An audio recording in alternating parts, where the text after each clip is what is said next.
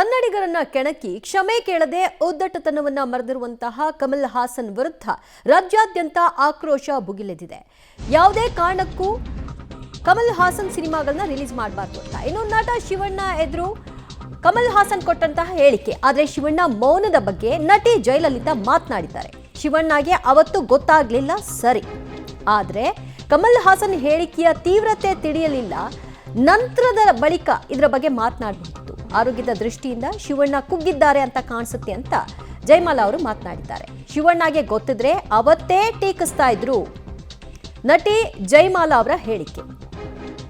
ಅಂದ್ರೆ ಕಮಲ್ ಹಾಸನ್ ಆ ವೇದಿಕೆಯಲ್ಲಿ ಅವ್ರು ರಿಯಾಕ್ಟ್ ಮಾಡಲಿಲ್ಲ, ಫೈನ್, ಮಾಡೋಕ್ಕೆ ಆ ಸಂದರ್ಭದಲ್ಲಿ ಅವ್ರ ತಲೆಗೆ ಹೊಳಿಲಿಲ್ಲ ಅಂತಾನೆ ಇಟ್ಕೊಳ್ಳೋಣ. ಆ ನಂತರದಲ್ಲಿ ಆ ಪ್ರಶ್ನೆ ಈಗ ಎದ್ದಿದೆ. ಜಯಮಾಲಾ ಅವರು ಸಮರ್ಥನೆ ಮಾಡ್ಕೊಳ್ತಾ ಇದ್ದಾರೆ ಶಿವಣ್ಣ ಅವರ ಕುರಿತಾಗಿ. ಆ ಕ್ಷಣಕ್ಕೆ ಅವ್ರಿಗೆ ಗೊತ್ತಾಗ್ಲಿಲ್ಲ, ಅವರಿಗೆ ಆರೋಗ್ಯ ಸರಿ ಇಲ್ಲ, ಈ ಹಿನ್ನೆಲೆಯಲ್ಲಿ ಅದರ ತೀವ್ರತೆಯನ್ನು ಅವರು ತಿಳಿಲಿಲ್ಲ ಅನ್ನುವಂಥ ಹೇಳಿಕೆಯನ್ನು ಕೊಡೋ ಮೂಲಕವಾಗಿ ಸಮರ್ಥಿಸ್ಕೊಳ್ತಾ ಇದ್ದಾರೆ ನಟಿ ಜಯಮಾಲಾ ಅವರು. ಯಾರನ್ನ? ಶಿವಣ್ಣ ಅವರನ್ನ. ಶಿವಣ್ಣ ಗೊತ್ತಿದ್ರೆ ಅವತ್ತೇ ಟೀಕಿಸ್ತಾ ಇದ್ರು ಅಂತ ಕೂಡ ಹೇಳಿದ್ದಾರೆ. ಈ ವಿಷಯ ಗೊತ್ತಾದ ನಂತರದಲ್ಲೂ ಕೂಡ ಶಿವಣ್ಣ ಅವರು ಈಗ ಮಾತನಾಡಿದ್ದಾರೆ. ಆಗ್ಲೂ ಕೂಡ ತಪ್ಪು, ಕಮಲ್ ಹಾಸನ್ ಹೀಗೆ ಹೇಳಬಾರ್ದಿತ್ತು, ಇದನ್ನ ನಾನು ವಿರೋಧ ಮಾಡ್ತೀನಿ ಅಂತ ಕಡ್ಡಿ ತುಂಡಾದ ಹಾಗೆ ಅವರ ರಿಯಾಕ್ಷನ್ ಬಂದಿಲ್ಲ. ಬಹುಶಃ ಜಯಮಾಲಾ ಮೇಡಮ್ ಇದನ್ನ ನೋಡಿಲ್ಲ ಅಂತ ಕಾಣುತ್ತೆ. ಆ ಕಾರಣಕ್ಕಾಗಿ ಬಹುಶಃ ಅವ್ರನ್ನ ಸಮರ್ಥನೆ ಮಾಡ್ಕೊಳ್ತಿರಬಹುದು.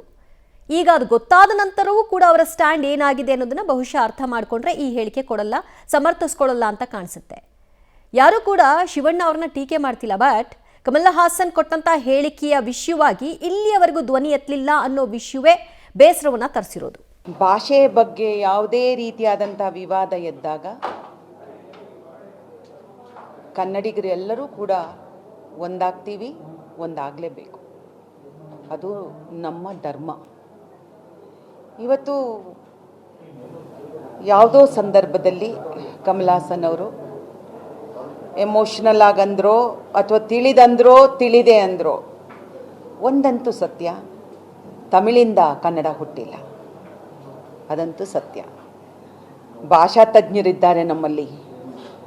ನಾನು ಭಾಷಾ ತಜ್ಞರನ್ನು ಈ ಮೂಲಕ ಕೇಳ್ಕೊಳ್ತೇನೆ, ಅವ್ರುಗಳು ಹೊರಗೆ ಬಂದು ಇದ್ರ ಬಗ್ಗೆ ಹೇಳಿಕೆಯನ್ನು ಕೊಟ್ಟು ಕೆಲವರನ್ನು ಸರಿಯಾಗಿ ಮಾರ್ಗದರ್ಶನ ಮಾಡಬೇಕಾಗತ್ತೆ. ಇದು ಪ್ರತಿ ಸಂದರ್ಭದಲ್ಲೂ ಕೂಡ ಕನ್ನಡಕ್ಕೆ ಧಕ್ಕೆ ಬಂದಾಗ, ಈ ರೀತಿಯಾದಂಥ ಹೇಳಿಕೆಗಳನ್ನು ನೀಡಿದಾಗ ಅವರಿಗೆ ನಾವು ಮಂದಟ್ಟ ಮಾಡಿಕೊಡ್ಬೇಕಾಗತ್ತೆ. ವಾಣಿಜ್ಯ ಮಂಡಳಿಯು ಕೂಡ ಈಗಾಗಲೇ ಕಮಲ್ ಹಾಸನ್ ಅವರನ್ನು ಸಂಪರ್ಕಿಸಿ ಇದ್ರ ಬಗ್ಗೆ ಒಂದು ವಿಷಾದವನ್ನು ವ್ಯಕ್ತಪಡಿಸಬೇಕು, ತಪ್ಪಾಗಿದೆ, ಕನ್ನಡಿಗರ ಮನಸ್ಸಿಗೆ, ಕನ್ನಡಿಗರಿಗೆ ನೋವುಂಟಾಗಿದೆ ಅನ್ನುವಂಥ ಮಾತನ್ನು ಈಗಾಗಲೇ ವಾಣಿಜ್ಯ ಮಂಡಳಿ ಕೆಲಸ ಮಾಡ್ತಾ ಇದೆ. ಪ್ರತಿಯೊಬ್ಬರೂ ಕೂಡ ಅವರನ್ನು ಸಂಪರ್ಕಕ್ಕೆ ಇಟ್ಟು ಕಮಲ್ ಹಾಸನ್ ಅವ್ರನ್ನ ಕೇಳೋಕ್ಕೆ ಇದು ಮಾಡ್ತಿದ್ದೀವಿ.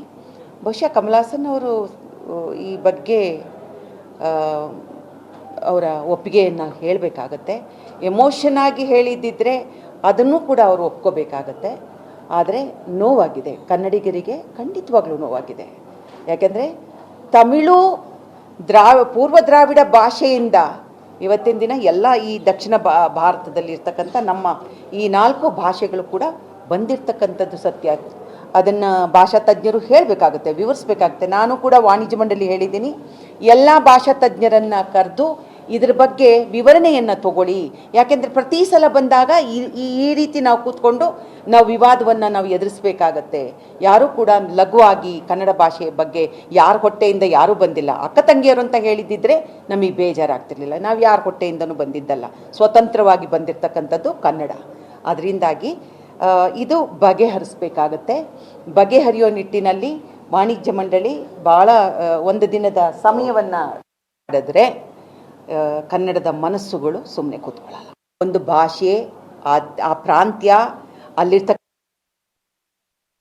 ಭಾವನೆ. ಫೇರ್ ಜಯಲಲಿತಾ ಅವರು ಬಹಳ ತೂಕದ ಮಾತನಾಡಿದ್ದಾರೆ. ಈ ವಿಷಯವಾಗಿ ಯಾರು ಲಘುವಾಗಿ ಮಾತನಾಡಬಾರ್ದು. ಈಗ ವಾಣಿಜ್ಯ ಮಂಡಳಿ ಕಮಲ್ ಹಾಸನ್ ಅವ್ರ ಜೊತೆಗೆ ಮಾತನಾಡ್ತಾ ಇದೆ, ಅವರಿಂದ ಈ ಬಗ್ಗೆ ಕ್ಷಮೆ ಯಾಚಿಸ್ತಾರೆ ಅನ್ನುವಂತಹ ವಿಶ್ವಾಸವನ್ನು ಇಟ್ಕೊಂಡಿದ್ದೀವಿ. ಒಂದು ದಿನದ ಸಮಯಾವಕಾಶವನ್ನು ಕೊಡಿ. ಕನ್ನಡ ಯಾರಿಂದಲೂ ಹುಟ್ಟಿಲ್ಲ, ಕನ್ನಡ ಸ್ವತಂತ್ರವಾದಂತಹ ಭಾಷೆ, ಅದನ್ನು ಯಾರೂ ಕೂಡ ಹೀಗೆಳಿಬಾರ್ದು. ಇದಕ್ಕೆ ಭಾಷಾ ತಜ್ಞರುಗಳು ಕೂಡ ಮಾತನಾಡೋ ಮೂಲಕವಾಗಿ ಇಂತಹ ಅಲ್ಪಜ್ಞಾನಿಗಳಿಗೆ ತಿಳುವಳಿಕೆ ಹೇಳುವಂತಹ ಮತ್ತು ಇದರ ಬಗ್ಗೆ ಜ್ಞಾನ ಮೂಡಿಸುವಂತಹ ಕೆಲಸವನ್ನು ಮಾಡಬೇಕು. ಪದೇ ಪದೇ ಭಾಷೆಯ ವಿಷಯವಾಗಿ ಆಗಾಗ್ಗೆ ಈ ಪ್ರಸ್ತಾಪ ಆಗುತ್ತೆ, ಮತ್ತೆ ಅದಕ್ಕೆ ವಿಷಾದವನ್ನು ವ್ಯಕ್ತಪಡಿಸ್ತೀವಿ, ಮತ್ತೆ ಅದು ಚರ್ಚೆಗೆ ಬರುತ್ತೆ. ಇದಾಗಬಾರ್ದು. ಒಂದು ಸ್ಪಷ್ಟ ನಿಲುವು ಬಂದ್ಬಿಡ್ಬೇಕು. ಎಲ್ಲರೂ ಕೂಡ ಅವರವರ ಭಾಷೆಗೆ ಅವರವರು ಗೌರವಿಸಬೇಕು, ನಿಜ. ಹಾಗಂದ ಮಾತ್ರಕ್ಕೆ ಮತ್ತೊಂದು ಭಾಷೆಯನ್ನು ತೆಗಳಬಾರ್ದು ಅನ್ನುವಂತಹ ಮಾತುಗಳನ್ನ ಆಡಿದ್ದಾರೆ. ಭಾಷೆ ಬಗ್ಗೆ ಯಾವುದೇ ರೀತಿಯಾದಂಥ ವಿವಾದ ಎದ್ದಾಗ ಕನ್ನಡಿಗರು ಎಲ್ಲರೂ ಕೂಡ ಒಂದಾಗ್ತೀವಿ, ಒಂದಾಗಲೇಬೇಕು. ಅದು ನಮ್ಮ ಧರ್ಮ. ಇವತ್ತು